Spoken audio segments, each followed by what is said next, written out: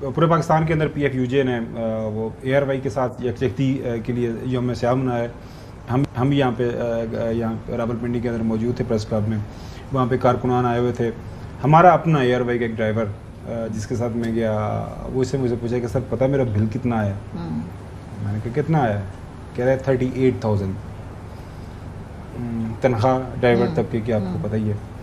تو اندازہ کریں کہ ایک خاندان جس کی مہینے کی کمائی 25-30 ہزار ہے, منیمم ویج 25,000 ہے نا, 30,000 ہے, 35,000 ہے, 40,000 ہے, 45,000 ہے, 50,000 ہے, اس میں سے وہ 38,000 40,000 بل دے گا, اس کے بعد کوئی گھر کا کرایہ دے گا, باقی کے بل دے گا, بچے کو اسکول بھجوائے گا, گھر میں اگر چھوٹی موٹی بیماری ہے اس کے لیے کوئی دوا دارو کرے گا. تو ایک عام جو ایک نارمل لائف ہے, ہاؤس ہولڈ ہے, اس کے اوپر دیکھیں زندگی کس طرح گزر رہی ہے. اور ان کی ملاقاتیں, ان کی میٹنگز ڈیلی بیسس پہ, جو آپ نے بالکل صحیح بات کی, روزانہ کی بنیاد کے اوپر تمام تجربہ کار ان کی ٹیمیں اور ان کے جو لوگ ہیں درجنوں پریس کانفرنسز کر رہے ہیں. عمران خان دہشت گرد ہے, یہ ہو گیا, PTI نے یہ کر دیا, فلانے کیس کے اندر یہ ہو گیا, یہ ہو جانا چاہیے, یہ ہو جانا چاہیے, اس نے ملک کو بیچ دیا, اس نے ملک کو یہ جو ہے دنیا کے سامنے پتہ نہیں کیا کر دیا. اس کے علاوہ کوئی چیز نہیں.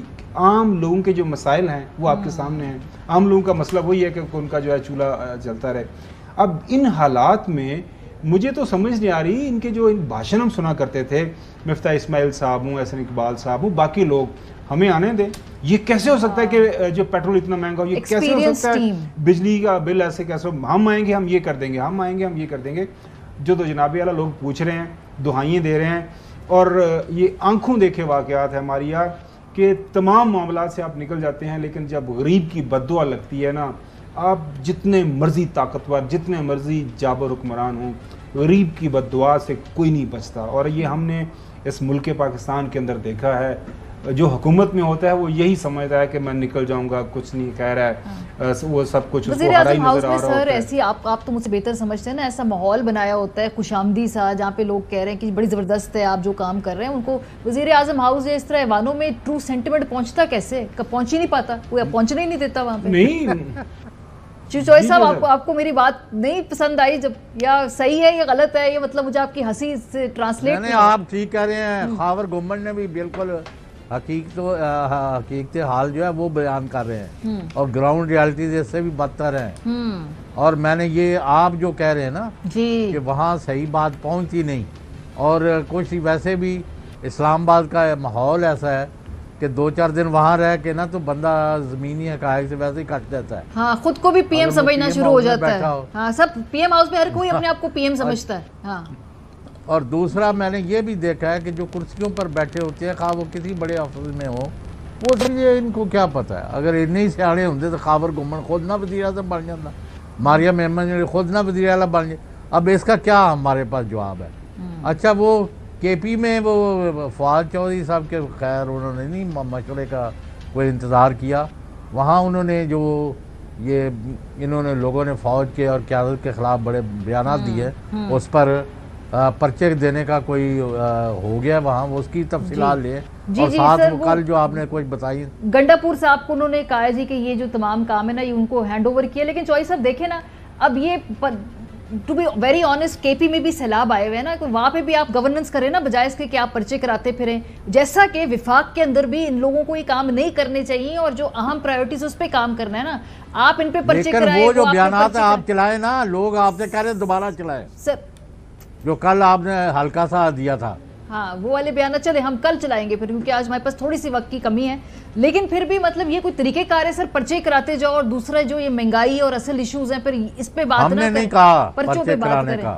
اچھا ویسے چوئی صاحب, ہم نے کہا ہے, ہم نے کہا ہے صرف یعنی ماڈل ٹاؤن کے بے گناہ لوگوں کے جو شہداء ہیں نا وہاں کے, ان کے خون کا حساب دیں, اور ہم نے پرچے نئے کرانے کی کوئی بات نہیں کی. ٹھیک ہے. اچھا, بیرسٹر سیف ہمارے ساتھ ہے سر, ان سے ہم بات کر لیتے ہیں KP کے متعلق جو پرچوں والی بات ہے, یہ ان سے کنفرمیشن لے لیتے ہیں. السلام علیکم بیرسٹر صاحب.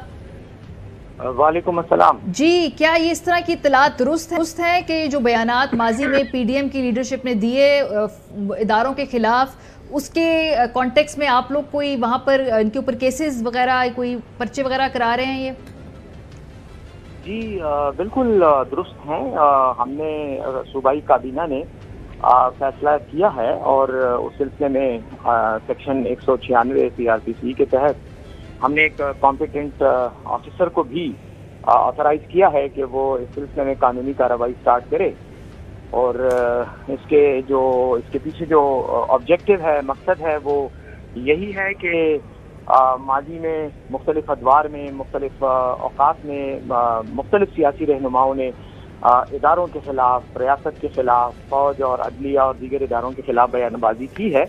तो अब चूंकि एक सिलसिला चल पड़ा है और वफाकी हुकूमत ने पहल कर दी है और उन्होंने ये फैसला किया है कि वो हालिया दिनों में होने वाली बात तकारीर को काबिल मुआखजा समझते हुए अदालती कार्रवाई करे, कानूनी कार्रवाई करे। तो हमने ये सोचा कि बेहतर है कि अगर ये मौका वफाकी हुकूमत ने दे ही दिया है कौम को, तो बेहतर है कि माजी में जिन लोगों ने भी इस तरह की तकारीर की हैं या इस तरह के इक़दाम किए हैं, तो उन सबको अदालत में लाया जाए और उन सबको मौका दिया जाए कि वो अपने ऊपर लगे हुए इन इल्ज़ामात की वजाहत करें और अदालतों को बताएं कि उनका मकसद जो है वो अदालतों की या इदारों की तो तज़हीक करना नहीं, बल्कि शायद उनकी तारीफ कर रहे थे, लेकिन अल्फाज शायद गलत चूक हो गए, भूल चूक हो गई। तो हमने सोचा कि उनको मौका दिया जाए, तो इसलिए हमने ये काम किया है और इंशाल्लाह चंद दिनों में इस पर कानूनी कार्रवाई। अच्छा बैरिस्टर साहब, सिंध हाई कोर्ट की तरफ से एक फैसला आया हुआ है एयरवे को खुलवाया जाए पूरे मुल्क के अंदर। 18वीं तरमीम के बाद आप लोग बाइख्तियार हैं, सूबाई हुकूमतें, तो इस हवाले से भी आप कोई इक़दाम उठा रहे हैं कि वहाँ पे जो केबल ऑपरेटर्स हैं उनसे बात की जाए कि एक पॉपुलर चैनल है, लोग देखना चाहते हैं, तो उनको बताएं कि ये जो इस फैसले की काफ़ी उनको भिजवाएंगे, लोगों को क्यों महरूम कर रहे हैं टीवी चैनल से?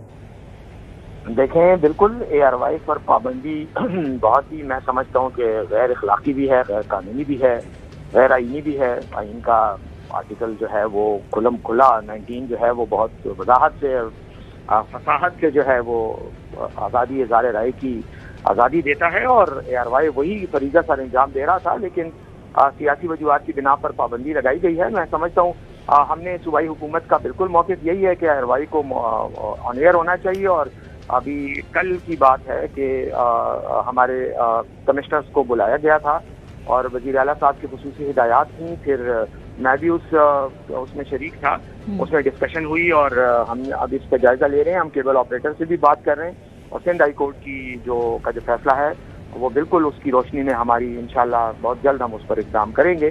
थोड़े से कुछ कानूनी इशूज़ हैं जिसमें पैमरा का जो लॉ है वो चूँकि सुपरसीड करता है बाकी कवानीन को, भी फेडरल लॉ, वो एक कानूनी इसमें है, एक रुकावट है, लेकिन इंशाल्लाह उसका हम कोई वो कानूनी ही रास्ता निकाल कर उस पर ARY की नसीहत में जी चोई साहब, इस पर पैमरा वगैरह पर बैरिस्टर साहब ये सूबों ने कानून साजी करके अपने बनाने नहीं थे अदारे?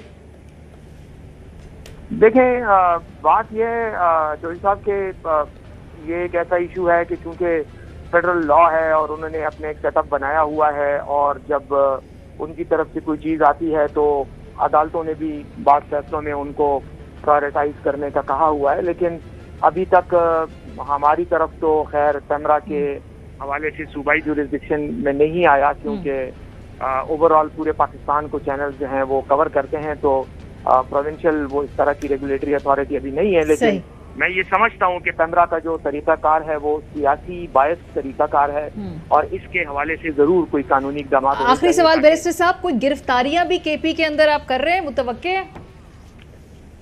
देखिए, हमने अभी तो मुकदमों कोई इंदराज का फैसला किया है, तो उसके लिए जो कानूनी तरीक़ाकार है उस पर गौर व ग़ौस हो रहा है। ठीक है, और जब वो हो जाएगा और FIR दर्ज हो जाएंगी तो फिर जो कानून का तकाजा होगा उसके मुताबिक हम जरूर गिरफ्तारियां भी करेंगे और दीगर कानूनी एक्शन भी। बहुत शुक्रिया, बैरिस्टर सैफ हमारे साथ मौजूद थे।